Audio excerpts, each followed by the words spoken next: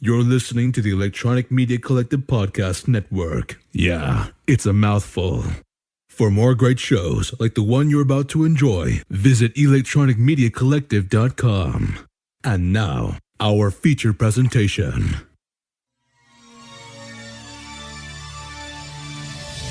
In a world where film studios have pillaged every young adult novel, DC'd every comic book series, and Frankenstein every silver screen monster in search of the next movie mega franchise. Two nerds, two movies, one cinematic universe. This is Randy, and today I've got something quite a bit different for you. So, if you're listening to this on the day of release, tomorrow is my birthday. So I decided I wanted to do something different because, fuck you, it's my birthday and my podcast. So, instead of the usual 2 reviews, Cinematic Universe pitches, which is fun, we'll get back to that next episode, don't worry. I wanted to deviate and do a solo episode for this episode and just talk about, I threw a lot of ideas around in my head. What you almost got this episode was a commentary track, a solo commentary track for one of my favorite horror movies of all time, It Follows. I ultimately decided against that because I'm like, I don't think people really like commentary tracks as podcast episodes. I like the idea of doing that, and maybe we'll do that more in the future if people are interested as like a Patreon thing, or, it doesn't even have to be behind the paywall, but maybe that's something I'll touch on again later in the future.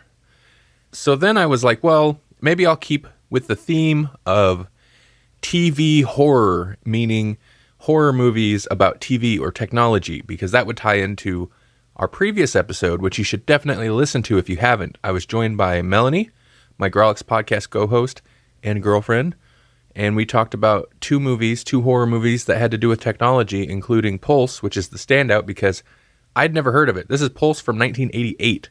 It was great. If you haven't listened to that episode, you should definitely go visit it. So I thought about doing a list episode, which I love doing. I love the structure of a list episode. It's very straightforward, and we get to kind of nail through more movies than we usually do in an episode, which is obviously 2. And then I watched What Did Jack Do? What Did Jack Do on Netflix? This is a David Lynch short film that was released on Netflix. And also, thanks to Melanie for reminding me that this existed. I'd heard that there was a David Lynch short film released on Netflix, but forgot to check it out. Forgot that it was a thing. It's one of the many things every day that flows into my eyeballs from the internet and then just evaporates. But I'm glad she reminded me because I went and I checked it out. And, yeah, it's perfectly David Lynch. Now, I'm not going to really talk that much about the short film itself. I don't really have a whole lot to say about it. Instead, it just kind of made me want to talk about David Lynch because this is my film podcast and we've never covered any David Lynch movies.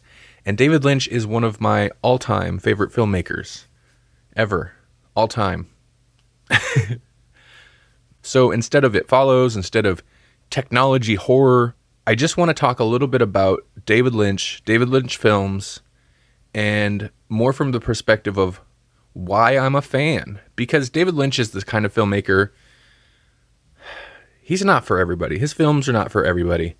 And unlike some filmmakers where I'm like, this is a great film, and if you don't like it, there's a little hyperbole here, but if you don't like it, you're wrong. David Lynch is not that kind of filmmaker, because I understand why his work does not appeal to people.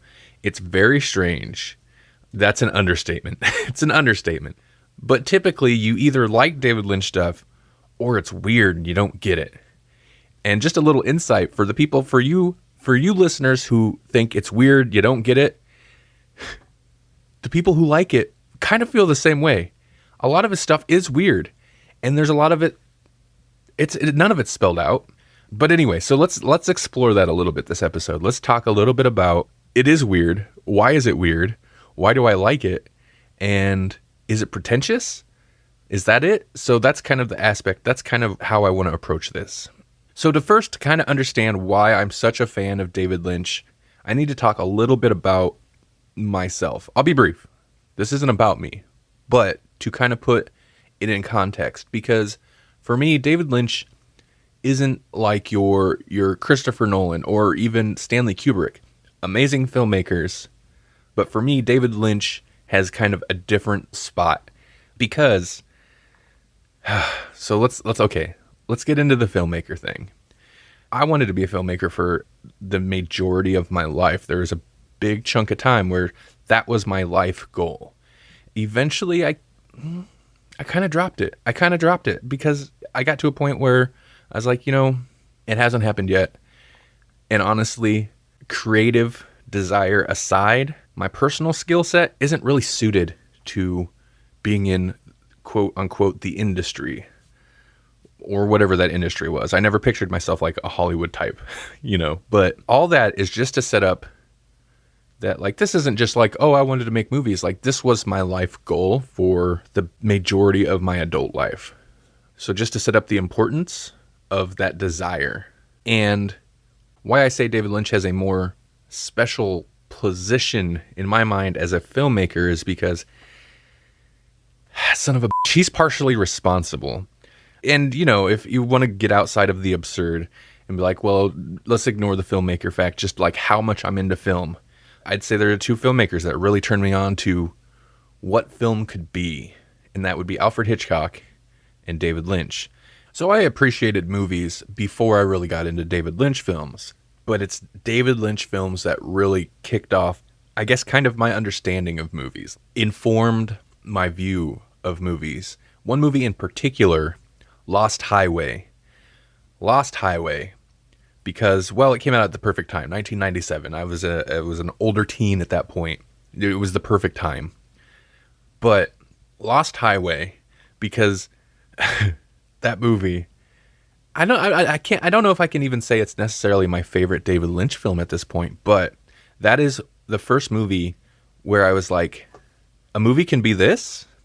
A movie can be this? Like, it's in sections linear enough to be like, there's a plot, you can follow it, but it's also weird. It's also weird and disjointed, and if you look at it as a whole, there's stuff that just doesn't make sense. And that's what it's supposed to be. I don't know. It was just that connective. A movie doesn't have to be a very straightforward, linear plot. It can be more about the tone of a thing or the emotion of the thing or just the experience of the thing. And that's a big thing, I think, with a lot of David Lynch. If you look at some things where it's like, well, there's a lot of memorable moments, but it's like it doesn't make sense. It's because it's not necessarily about the big reveal or about some amazing intricate plot. It's about the experience of this thing. And so that was kind of a big eye-opener for me in terms of appreciating film. And it's not like I didn't think film wasn't some type of art form before, but it's like really bridging that gap between you've got art and then you got movies. And it's like, oh no, they don't have to be separate. These aren't necessarily separate concepts, even though all movies, if they have any kind of budget put behind them, they're a product and there's somebody expecting return on investment. But Lost Highway, I guess, opened my eyes to the fact that that doesn't have to mean it's just a product. It can still be an art form. Well, great, Randy. It's art. So what? It doesn't mean it's not pretentious. And that's one thing about David Lynch that I kind of appreciate, because I don't feel like his work is pretentious at all. There are other directors who I won't mention, we have covered their movies on the show before, that I like a lot. I think they're awesome. And they're definitely on the more art house side, but some of their work can feel a bit pretentious. And I feel like this is what separates David Lynch from that, is the idea of, look at this, aren't I clever? Isn't this deep? I'm so smart. And I've never felt, by listening to interviews with David Lynch or reading interviews, seeing there's lots of videos of him online, or in watching his movies, that he comes at it from that perspective. He is famously known to refuse to explain what the oddities in his movies mean. what they represent. In interviews, he never goes into what the symbolic meaning of this is or that. What's the chipmunk-cheeked lady that lives in the Eraserhead guy's radiator? What's that? What's that mean? So why is that there? Is it just weirdness for the sake of weirdness? Because that feels a little pretentious too, right? And we've talked about this on the Grawlix podcast. I think the Grawlix podcast live show specifically, Grawlix Nights, what makes something pretentious and what makes it not pretentious. And I kind of feel it's all about, obviously, it's about the intention behind it, not the meaning behind it, but why did in this case, the filmmaker or the artist put this thing there? Was it to make them seem smart or deep? And in David Lynch's case, I think he's just following his muse most of the time, I think. There are reasons for things to be there. A lot of it is tone setting. Like some of the really weird stuff, it's tone setting. Or there is some symbolic meaning. Sometimes the meaning behind things is obvious. Sometimes it's subtle. Sometimes it's not so subtle. And sometimes it's baffling. And I think it's baffling to David Lynch too. He'll just get ideas and then just follow those ideas. He'll just follow his gut. Sometimes that leads to very unconventional and unusual decisions. That alone doesn't make it good. I think he's got a good eye. He's got the artist's eye. He's got his gut, even though it leads to chipmunk cheek ladies singing in a heater and numerous other odd things that don't always work. It also often leads to fantastic things that are striking or disturbing.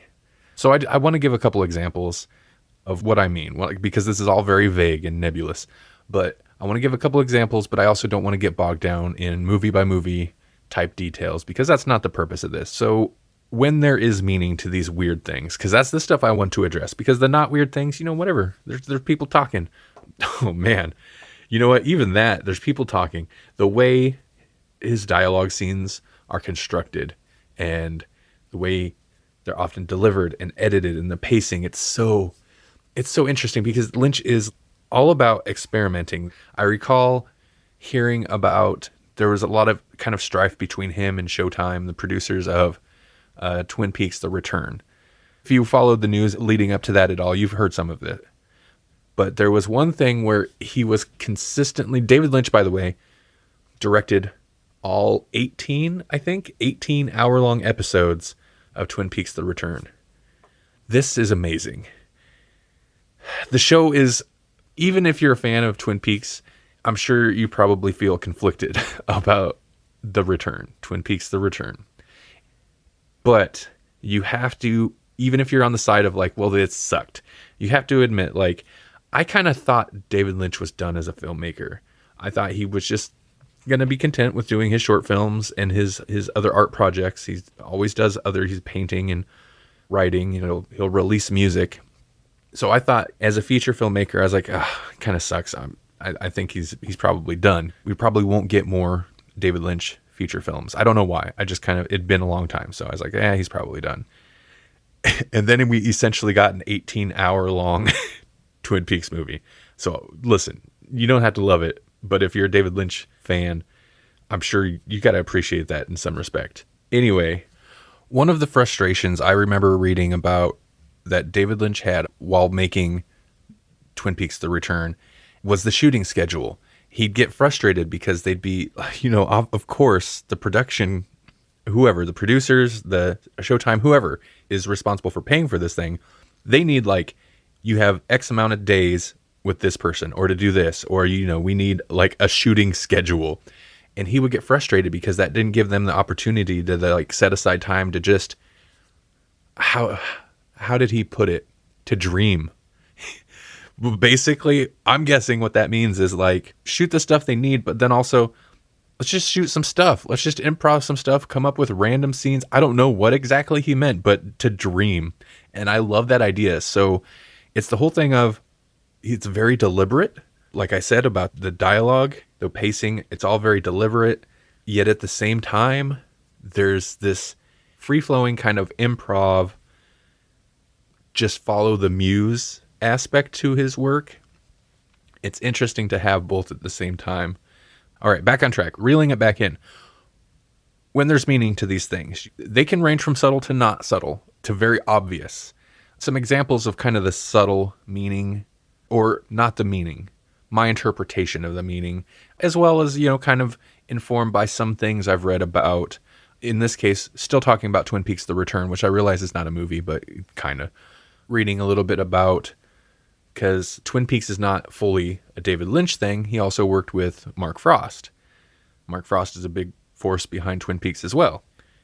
Reading a little bit about how he approached it.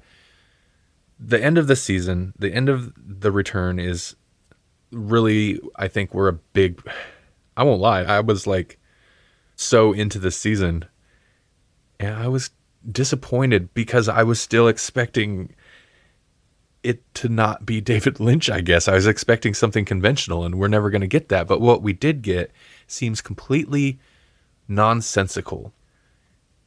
But it's not. Because the show is not, Twin Peaks: The Return is not really about Agent Dale Cooper and Laura Palmer. It's about trying to recapture something from the past. It's such a meta thing. It's about Twin Peaks, the show. It's about trying to bring back the show of Twin Peaks. And spoilers for Twin Peaks: The Return. If you haven't watched it and you plan to, I mean, if you're a Twin Peaks fan and you haven't watched it, what are you doing? But I'm going to give some spoilers. So towards the end of the season, somehow we have Agent Cooper back in time to come across a young Laura Palmer the night she gets murdered, and he tries to save her. And the whole sequence, I love this sequence. It is amazing. It's very well done. It's super creepy, super intense, and he's running through the woods with her, and ultimately he can't. He can't. And why can't he save her? Because the past is the past. What's done is done. You can't go back and you can't recapture this thing. You can try to go back and resurrect Twin Peaks, the TV show, but it's not going to be the same. And that's the whole point of this. He tried to go back and save Laura Palmer, pull her from the past to change what happened, and he couldn't. Or couldn't he? Because then he ends up in this other place as someone else. He comes across Laura Palmer, but she's not Laura Palmer. It's the same actress, but she's somebody else. He knows her as Laura Palmer. She doesn't know what he's talking about because she's somebody else. And so he's trying to save her there. And again, this is, on the one hand, like super baffling. But if you think about it, he tried to bring Twin Peaks back. You can't bring something back from the past. And if you can manage to resurrect something, to bring it back, it's not going to be the same. And I think that's kind of at least that's my interpretation of the core of this. He tried to save Laura Palmer. He tried to bring Twin Peaks back as it was. He was able to bring it back, but it's not the same. It's not Twin Peaks. It's not Laura Palmer. It's something else. Maybe that's not subtle. I know I set this whole thing up as saying, well, it's subtle. Maybe that's not subtle, but it's also not super obvious. And maybe that's not the intention of that whole sequence, that whole end of the series. But that's the way I interpreted it. And I think that's kind of the most important thing. And that's kind of the point of David Lynch doesn't like to explain things.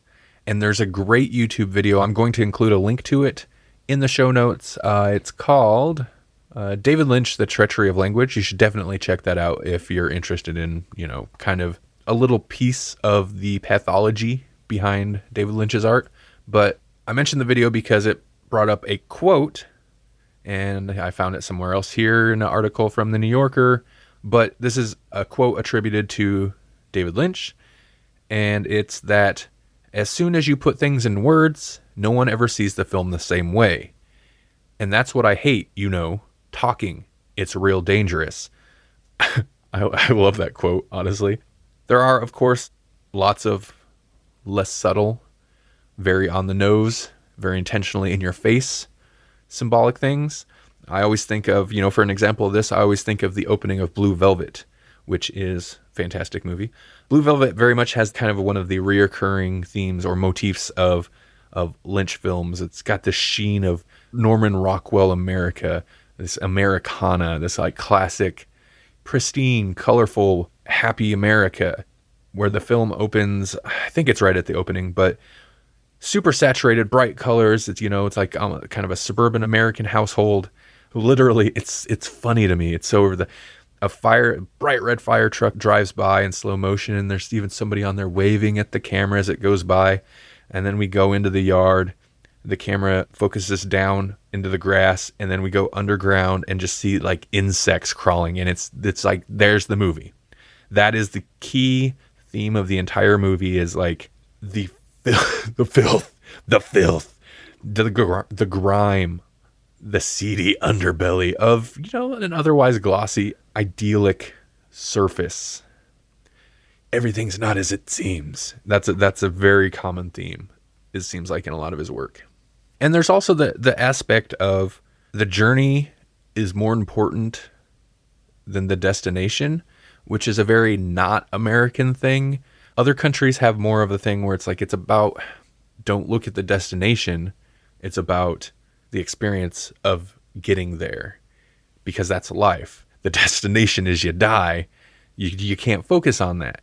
But, America, probably other countries, but whatever, I'm American, so I know more about kind of the American mentality.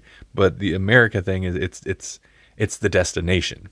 It's, you do what you got to do to get what you want, to get to this point, which, whatever. That's not what this episode's about. But the David Lynch, I guess, mentality is, it's not necessarily about the destination. At the end of Twin Peaks: The Return, chances are you're going to feel, I don't know, confused, a little disappointed, maybe let down. But the journey to get there was amazing. Same with something like Lost Highway. Like, I like the end of Lost Highway, but at the end you're expecting answers, and there are none. You're on the Lost Highway, man. It's how the movie ends. Oh, that movie. Look, I just want to talk about that movie for a moment. So, I loved it. It's one of those movies that I would then make a point to show all my friends, show anybody I got a chance to, like, oh, you haven't seen Lost Highway? And more often than not, they were like, what is this? You'd get over, they'd be like, I don't get it. And be like, either do I, but I love it. And what I don't get is, like, if you try to really, you're following one main character. Well, there's several main characters, but your main character goes about halfway through the movie, gets put in prison, and then is replaced with another character. Like, literally, the main character disappears, and we get another character in his place, to where the prison guards are like, who's this guy? What's going on? They're as confused as the viewer. And then the movie, he gets let out of jail. The movie follows him. And that's what's happening. There are very few filmmakers that can capture the true feeling of a nightmare or a dream in any other medium that's not nightmare or dream. Okay, whatever. I've rambled enough. Real quick, I just want to go through a couple of those movies. A few of the ones that I really like, what's notable about them, and maybe even comment on a couple that I'm not a big fan of. Eraserhead, his first film, took him literal years to make. It's amazing. That's one of the things I really appreciate about David Lynch, is the fact that, man, he is so consistent. There's a technique, a certain style that is undeniably David Lynch throughout all of his work, right back to Eraserhead. And it's kind of amazing. Blue Velvet is another great one. I think, a lot of people would agree with that if they're David Lynch fans. Wild at Heart is actually, I kind of can't stand it.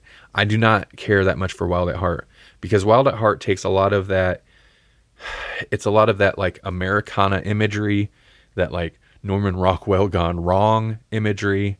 There's literal Wizard of Oz, good witch, bad witch thing going on. And in Wild at Heart, for me, it doesn't work. And I don't know what it is. It's like the movie's too bright and colorful in a way. Like, it's definitely dark. And there's dark scenes, but something about it. I mean, Nicolas Cage doing an Elvis impersonation essentially through the whole thing. I can't stand it. Twin Peaks Fire and Walk with Me. I love that movie, though. Lost Highway is great. The Straight Story. This one's super interesting because this is, and of course I skipped Elephant Man and Dune, but A Straight Story is super interesting because it is very not Lynchian in a way. On one hand, it is, because it's an American tale in a way. It's very rural America. He didn't write that one. It's one of the only ones that he doesn't have a writer credit for. It's based on a true story. It follows an old guy who doesn't have a license. His brother's dying, I think, in another state. And so to get there, he drives a riding lawnmower all the way there.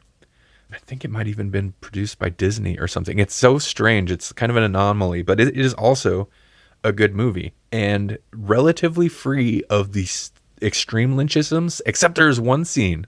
There's one scene where it's so Lynch, and I was like, he had to put it in there somewhere, where I think it's like the guy's crossing a bridge or whatever, but it just cuts to kind of a faraway shot, and you get a very ominous sound tone, musical tone, even though there's not really anything ominous necessarily happening. And then the next scene continues on, and it's all normal. It's like, what was that for? That was for David Lynch. Mulholland Drive, man, that one, I like it. I appreciate it. There's some really interesting stuff in there that baffled me initially, but the more I think about it, like, I kind of love that it's got this strange nebulous thing going on. But the end is so depressing. Like, I think I've only watched the full thing through once, and then otherwise bits and pieces, which I know he would hate. And I think that DVD was unusual because, and I think this was a David Lynch stipulation where, like, there's no chapters. Chapter skips, you can skip to chapters. And I believe I read at some point that was a David Lynch thing. It's like, no, you don't, you have to watch the whole thing. That's how a movie is supposed to be taken in. So he would hate that I've only seen bits and pieces after that initial viewing. But the end is so depressing. Like, that end messed me up.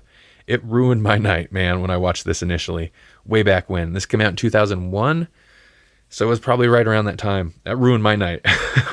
That said, Mulholland Drive has one of the greatest jump scares in movie history. It is amazing. Inland Empire, God, what a disjointed thing that is. There's parts of Inland Empire that I really enjoy. It's all over the place. I mean, it's literally, there's sections that were not, like, it's just, let's cut together some of the stuff I had shot for something else. Let's just put it in there. Oh, and real quick, since the title of this episode will be a reference to What Did Jack Do? I enjoyed that short. I think it was originally produced in 2016 or 17, but it was released on Netflix just last week, and I enjoyed it. It's 17 minutes long. It's essentially one scene, and it's perfectly David Lynch. It's pure David Lynch, but also it's kind of light. It's on the lighter tone. It's kind of a farce, and it's pretty much one scene, and it's David Lynch in the scene, David Lynch and a monkey, and the monkey has a human mouth composited over it, so it has dialogue, and it's like a film noir detective pulp movie scene, and it's kind of fun because it doesn't take itself seriously. The dialogue is, it's like nothing but old detective cliche dialogue and barnyard animal puns. It's interesting. I appreciate David Lynch's short film work because they're either pure nightmare fuel territory or really just wacky, him doing strange stuff. David Lynch's acting, it's on point. I always thought in the original Twin Peaks, his character, he played an FBI agent, his character was hard of hearing, and he delivered his dialogue a certain way. And I always thought that was one, for kind of comedic effect, but also like kind of a clever way to maybe mask less than stellar acting chops. But in Twin Peaks The Return, he reprised the character, and I thought he had some really good scenes. He did some good acting, and this kind of reinforces that, man, David Lynch, he's a pretty good actor, because his delivery in this, for the most part, like, there's a couple lines that are maybe a little wooden, but he brings the intensity to some of these lines in this short film. But if you haven't checked it out, whatever, it's barely over 15 minutes long, especially if you're a Lynch fan. Give it a look. It's kind of ridiculous, but it's fun. And that inspired this whole rant. So we'll be back next month. There's 2 more regular episodes this season. We are continuing the horror. I know I deviated a little bit. God, that's a whole other aspect I didn't even get into. The idea of like Lost Highway and a lot of Lynch movies being horror movies. But I know I deviated from the horror thing a little bit, but we're continuing the horror season. We've got 2 more regular episodes and 1 more special that will wrap up the season. So come back and we'll have the regular double feature. We'll have a guest of some kind, and we'll have some fun talking about horror movies.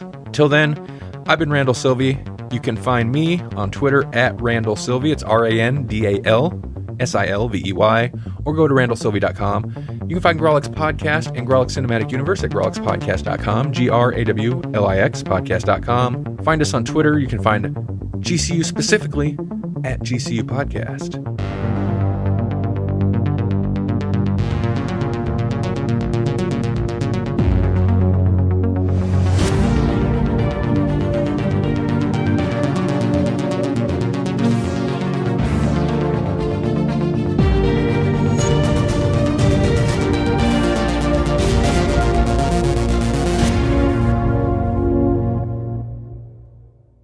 I don't know if what I initially set out to do with this episode is going to come across at all. But if you're a David Lynch fan, maybe to listen and be like, yeah, no, you're right. Or it makes me think of this part of that movie or that part of this movie. And if you're not a David Lynch fan, maybe to kind of explain, like, how could somebody like this weird stuff? I don't think I did that well, but that was a little bit of the intention. And then ultimately, like I said, it's my birthday. I just wanted to talk about one of my favorite things. And one of my favorite things is David Lynch.